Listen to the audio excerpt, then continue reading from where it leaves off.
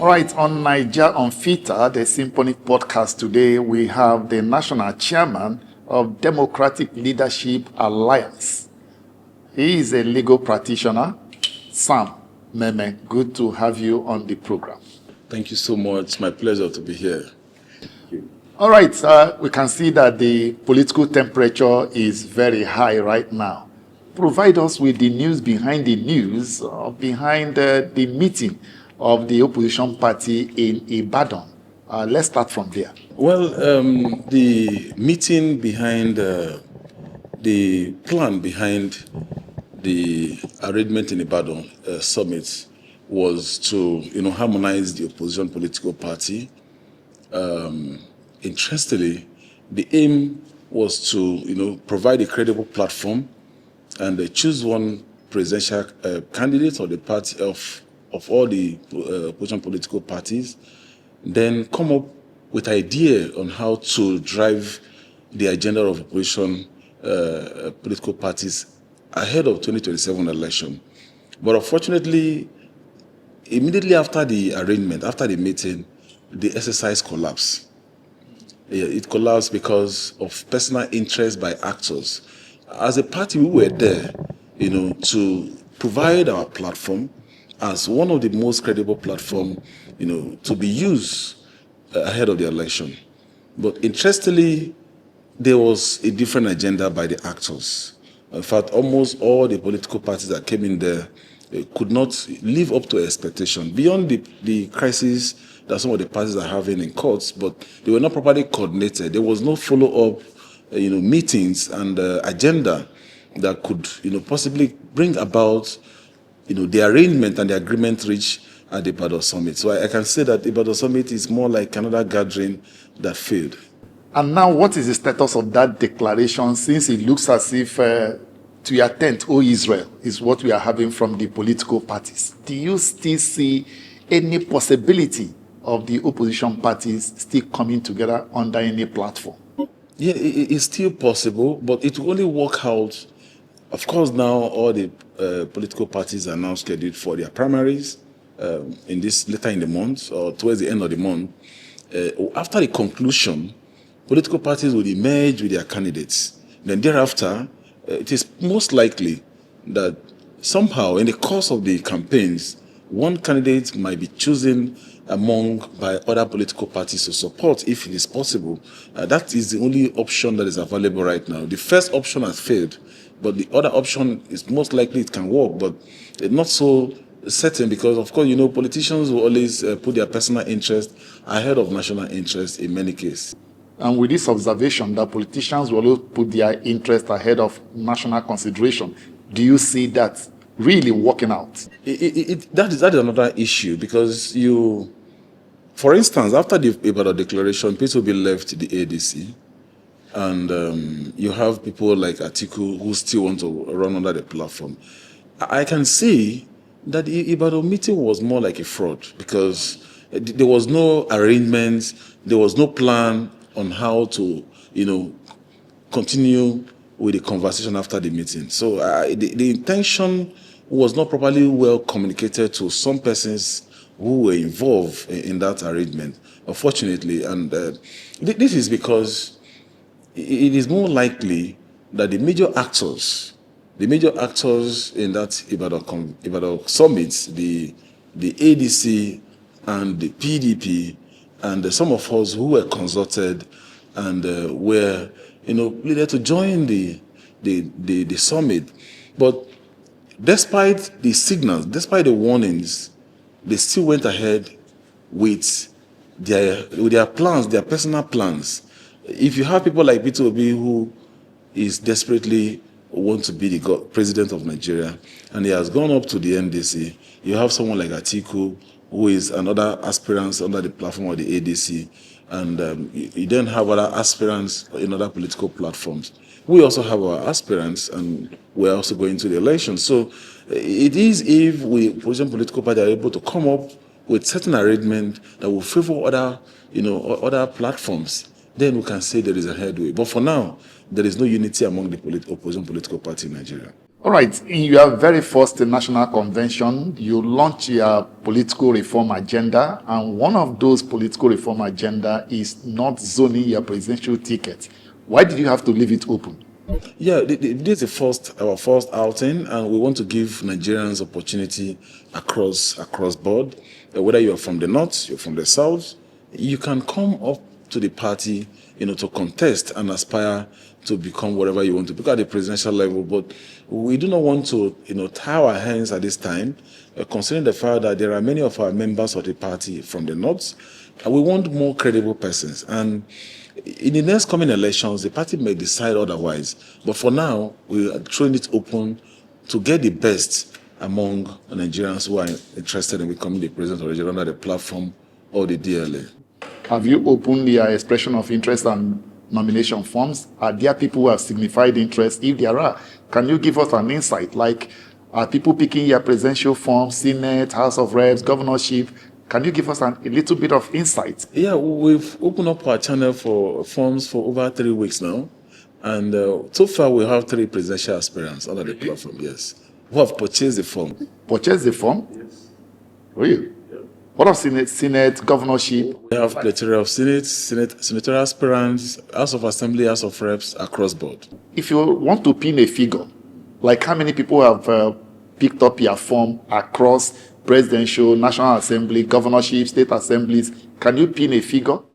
Well, as it stands right now, I know the presidential will have 3. Governorship, we've had almost spread of about 13 states, yes, that have picked up the forms. We have many others that are standing by. So at the end of the day, we're going to have governorship candidates across the country. For Senate and the House of Representatives, we've actually spread across. Right now, people are still purchasing forms. I may not be able to give you the statistics, but we are going to cover up across board. And Nigerians are very much interested in the new chair. And of course, the nomination form under the party is to the barest minimum, to allow Nigerians who desire to serve the people to come on board. What's the cost like? Let's have an idea. Well, for the House of Assembly, it's 500,000 with the expression of interest form and the nomination form. That's State Assembly. The State Assembly, yes. And the National Assembly, House of Representatives, is 1 million. The Senate is 2 million. A governorship is 10, and the presidential is 20 million. In all of this figure I just read out, for female contestants, they are expected to take off 40% of this amount. So they have to pay 60%. Initially, your party, DLA, said they were not going to run for almost all political positions. But it looks as if that has changed. What informed the change of decision? No. We've never made that position that we're not going to run in all the positions. We're going to run in all the positions. In all. We're going to have candidates across the states of the Federation. We're going to have governorship candidates across the state of the Federation. And come May 29th, we'll be having our presidential primaries. And we'll be electing the presidential aspirant, the candidate of the party on May 29th this year. So for the governorship, across board, as National Assembly, we're going to get a lot of wins in this coming election. And we have enough time to campaign, to let Nigerians know that there is a need for us to shift from where we used to be and to the direction where we are destined to be. I'm interested in the presidential candidates. Do they spread across the north and south of the country, or they are domiciled from one part of the country? Well, interestingly, the 3 of them are from the south for now. So we are still calling our brothers from the north to come and pick up the form. Who knows? We want the best. All right. What key resolutions emerged from your very first convention for national transformation ahead of the general elections? Well, one of the key issues we have been addressing has to do with the issue of the economy. We know that the issue of the economy and the issue of the insecurity, they both go, side by side. And one major thing we've called on the government to expedite action in their policy, even though we cannot really visibly see any major policy, undergone by this current administration. We have resolved that there is a need for us to bring the leadership that the Nigerians so desire, come beginning from now, not just after the election. And of course, the party is a leadership party, and we have decided to get down to the roots and to the deepest part of this country, to the student community, to the youth bodies, to the communities in Nigeria and all the local government and the wards, to let the Nigerians know that, look, there is a need for us to have a new shift. There is a need for us to begin to clamor for the change that we so desire. Across board, like I said before, the system at the national had not been able to provide a clear directive down to the states. And currently the state governors, the local government chairmen are taking the advantage of the weakness of the president, the inability of the president of Nigeria, President Amaechi Tinubu, to lead Nigeria effectively.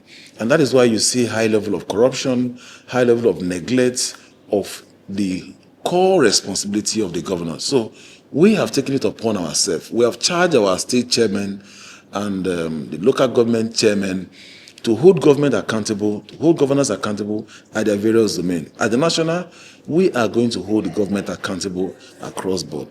And when the need arises, of course, we have already itemized certain issues that we need to take to the courts to challenge, this government, for us to compel them to do what is right. And at the state level, we have asked them that is a need for them to hold government accountable and for them to be the voice of the people at their various states. So you have certain areas in Nigeria that is almost ungovernable, and you have the presence of government. These guys receive, when they want to collect taxes, they know how to collect tax. When they want to, get whatever they need to get from the citizens, they know how to do it. But when it comes to giving good leadership, giving good governance to the people, they are completely failure. So our party is going to take responsibility to hold them accountable. When the need arises, we can also get to courts to seek redress and compel them to do what is right, particularly the issue of insecurity in this country. So for us, we are very much ready. We want to take the lead as the opposition political party for now, before we get into governance. Your convention also presented you a platform to criticize the All Progressive Congress for rising inflation and deepening poverty in the country. Can you shed more light on this? Yes. The current administration, led by the EPC, totally lack the idea on how to govern Nigeria. And I say this with all sense of responsibility. From the time, it is very clear that the APC cannot even bring the required platform upon which governance and representative of governance should govern Nigeria.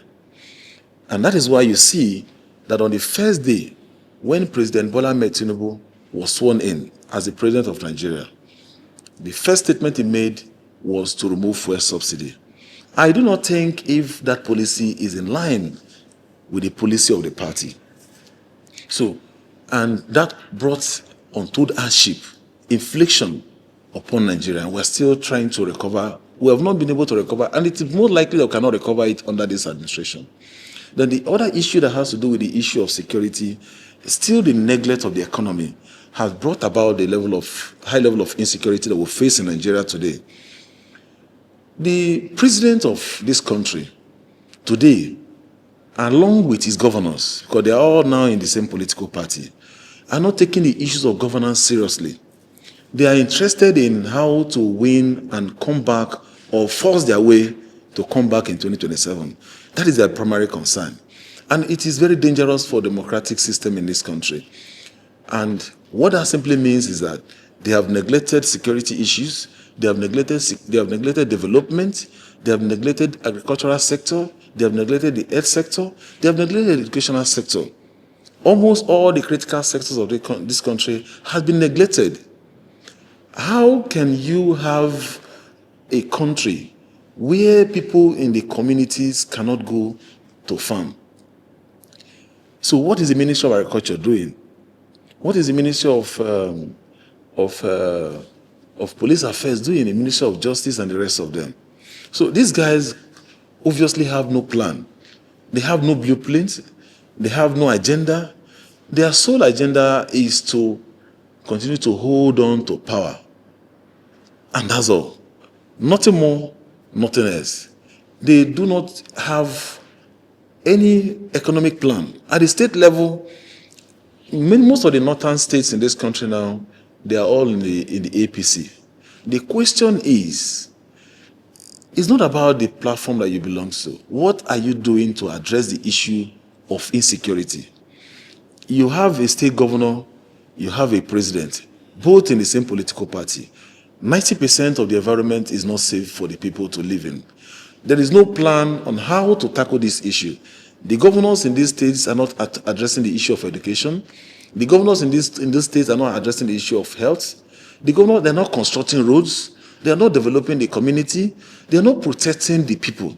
Now that you made this reference, there is this story. We are told that the progressive governors under the APC are pulling money from FAAC and that they've been able to raise about 800 billion. And this is supposed to be FAAC allocation meant for the development of their states. And they are pulling it together for the re-election of President Bola Tinubu. How do you react to issues like this, even though it's still an allegation? It's not an allegation. These are facts and misplacement of priority. And sometimes I do ask myself, why is it so difficult to do the right thing in this country? If you have a president who is willing to spend billions of naira to get himself re-elected, why is it not possible for him to spend his money to develop the communities? So is it so difficult to do the right thing for people to love you?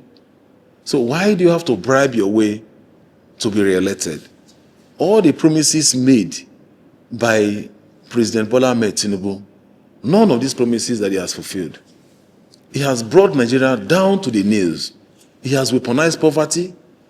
Those people who used to have cars in the past before he became president, today they have sold their vehicles, and now teachers, civil servants cannot even boast of being able to pay their house rent anymore. High cost of living. And these guys are living as if they are emperors, living like kings, not leaders, not servants of the people. It is not sustainable for us to maintain this system we are practicing today.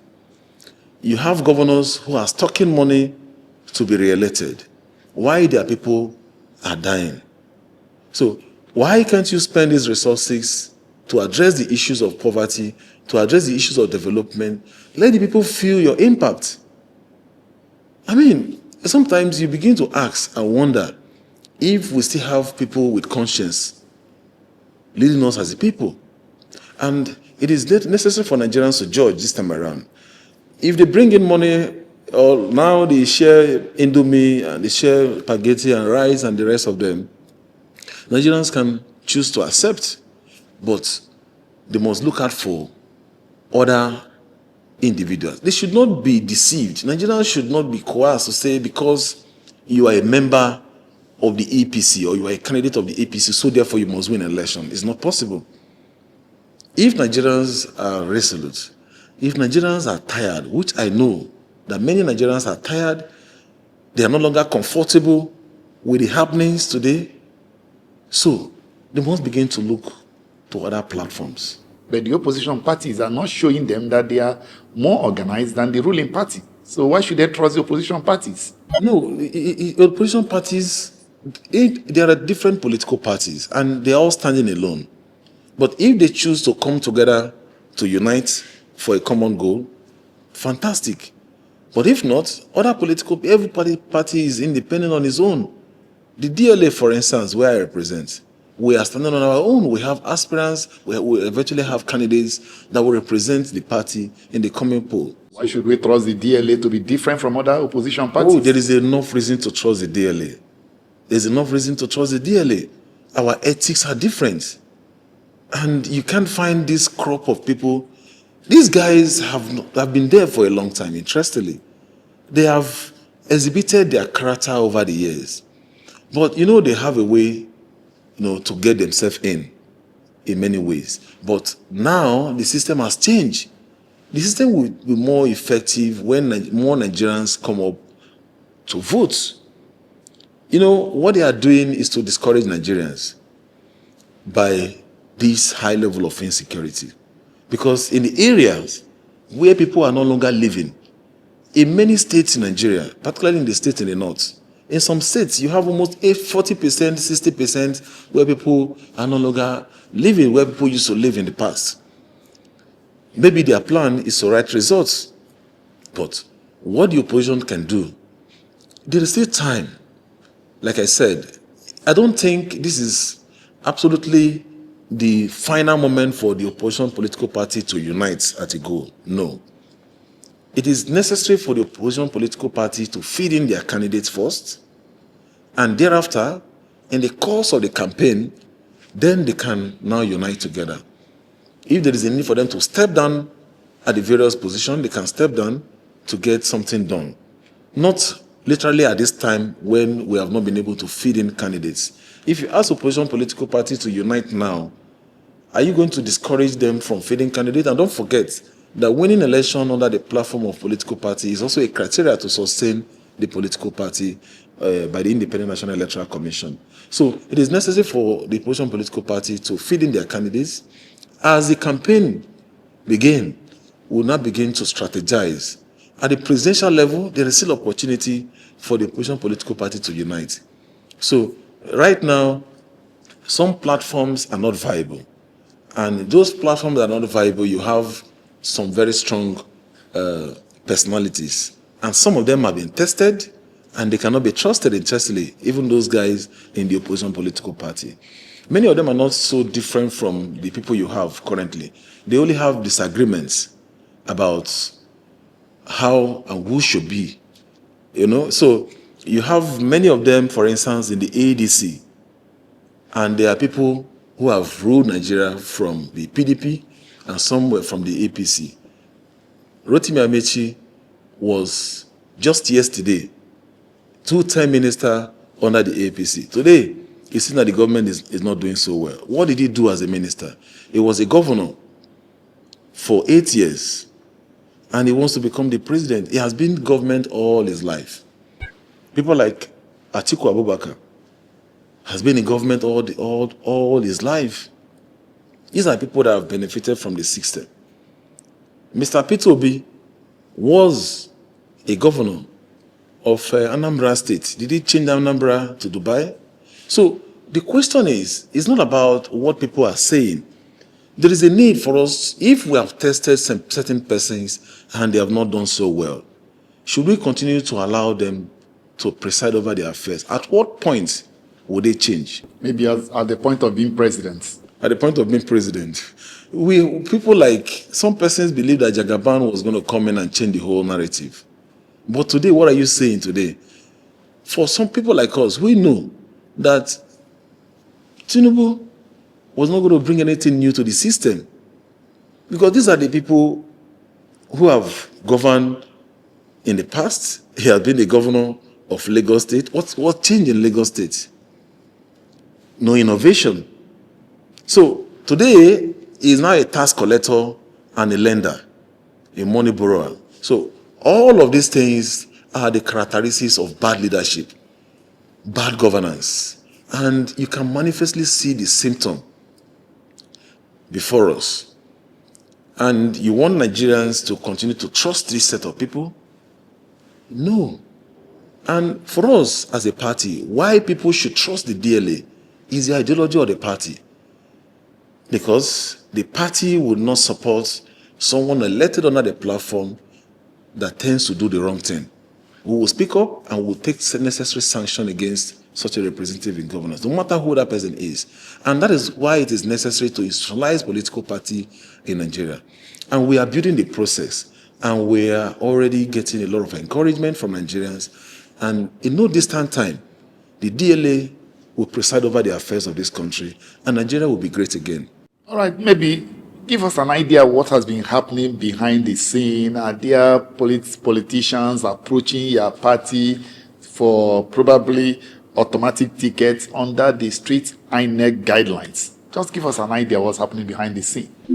An average politician wants automatic tickets. For someone to have interest to want to come out, already premeditated on the vision and the projects. At the presidential level, we've also had a lot of them who come in and they say, look, we want automatic tickets. And but when you check their background, you know that these are still the same agents.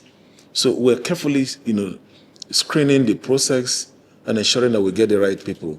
But we are not giving anyone automatic tickets. Not even one person? No, not even one person. We allow democratic process to flourish in our party.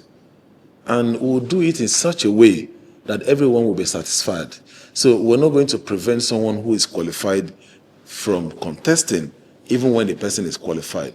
So we will allow everyone to flourish. We'll allow everyone to speak up. But when there is the issue of disqualification, if an aspirant is not qualified, definitely we'll let the aspirants know. But for those who are qualified, who go to the polls, we are adopting a consensus.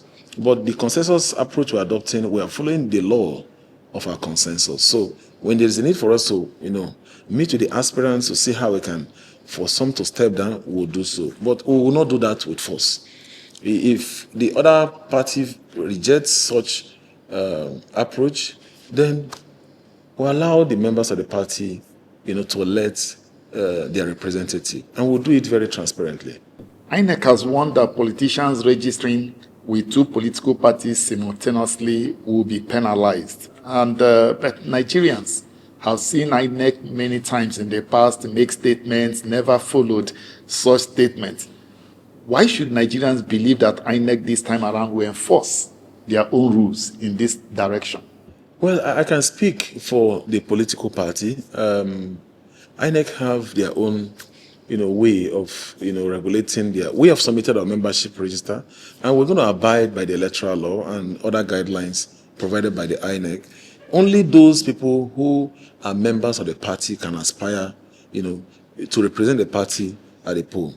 I don't know how INEC is going to conduct their screening, but I know for sure that this is going to be a very tough exercise. There are some political parties that have their membership in millions, and you're going to have aspirants at the House of Assembly level, the National Assembly level, and the Senate, and and some of these figures are in large numbers. So I don't know how they are going to implement it by checking and ensuring that the aspirants are actually members of the party. But we submitted these copies both in hard copy and a soft copy. So a soft copy might be easier for them to trace, in trying to check. But they have the manpower, obviously. And do you see, based on previous experiences, like they say, that past experience should be a guidepost, not a hinge post. Based on past experiences of Nigerians with INEC, do you see INEC punishing in the event there are people who do double registration? Do you see INEC acting on their words? For double registration, when people are registered as a member of a political party through the online method, and they leave that party to another political party, and they went ahead also to register as a member of the party, what is necessary for them to do is to write a letter of resignation to their former party. So what INEC may do is, when they find out that certain persons are duplicate members of other political party, they can draw the attention of the party feeding such an aspirant or candidate. All right? So when they do that, if the party have letter of resignation already tendered as an evidence, we have people who came into the party and who were former members of other political party. So they presented the letter of resignation, particularly the aspirants. So we have the record of the letter of resignation. But it will be difficult for you to delete their initial data from the database of the former political party. So your letter of resignation and the evidence of your letter of resignation for that party suffice. So INEC could definitely get back to the party, drawing the attention that this person is a registered member of another political party, and you are feeding the person, and though he's a member of your party by evidence. So the party, which is now feeding these aspirants, would then present the letter of resignation already submitted to the party by such an aspirant. So that clears it. But do you see this thing, some mischievous persons taking advantage of it to create a little bit of problem for political parties and for INEC? Do you see that happening? No. It's a very transparent process. We have persons who were registered as a member of other political parties, and they came into our party. As a matter of fact, even within the short period we've existed so far, we've also have persons who resigned from the party to another political party. And if they are aspirants, they will send their letter of resignation to us, and they would also present the letter of resignation to the party which they are going to. So the party they are going to will now keep such a record. So INEC will not take a unilateral decision by disqualifying the candidates. No. They would inform the political party feeding that candidate to say, this person will find the duplicate registration or membership registration. The party will immediately furnish, if any, the letter of resignation submitted to the party where such an aspirant or candidate used to be. And then the party will present to the Independent National Electoral Commission. And that settles it. So any other person who wants to contest that will do that at his own peril. All right, Nigeria's domestic borrowing is hitting almost 24 trillion naira. And it's still going to go higher. And as of December last under year, this current administration, our public debt was 159 trillion naira and still going. And President Tinubu is also eyeing another $1.25 billion from the World Bank, which might likely mature by June. And it said that if you put all the borrowings, that about $7 billion has been pumped into this economy. But Nigerians are saying this economy does not look like an economy that $7 billion has been pumped into. From your perspective and the perspective of your party, what is the true state of Nigeria's economy? This current administration under President Ahmed Tinubu can at best be referred to as Yuyu Government. Yes. Why do you say so? They have nothing to offer to Nigerians. And it could have been better if they have allowed the country to just remain static rather than bringing the country down. You keep borrowing, and you are still harvesting internally generated revenue. You are increasing the tax you are collecting from the citizens. You are increasing the tax people are paying for import duties, and nothing to show. So, what does that tell you? It tells you that these people, these guys, are not serious. They don't even have an idea on how to govern the country. Not having the idea is one thing, but being fraudulent is another thing. A time will come in our nation where we shall probe this administration led by President Ahmed Tinubu.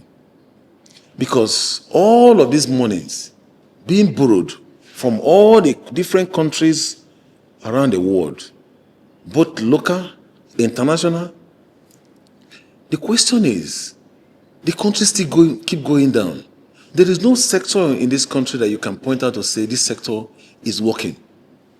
Is it the agricultural sector? Is it the health sector? Is it the education sector? Is it the security? Is it the aviation? What can you really see that this government has done that you can rate them to say they have scored like 70%? And when you make a comment, they will give you statistics, as if statistics can translate into reality. I mean, if your statistics can translate to reality, let us see the manifestation. But you can see the manifestation of hunger. You can see the manifestation of destruction of lives and properties. You can see the manifestation that people, the other day you see videos of people leaving their communities in Zamfara, in Sokoto, in different parts of this country, moving in large numbers. And the conventional media houses are not even showing it up to the world. Finally, is there a scenario where you have reflected that the quest to remove President Tinubu has become more difficult? And if not, what gives you the optimism that 2027 elections, Nigerians can ask him to return to bodyline?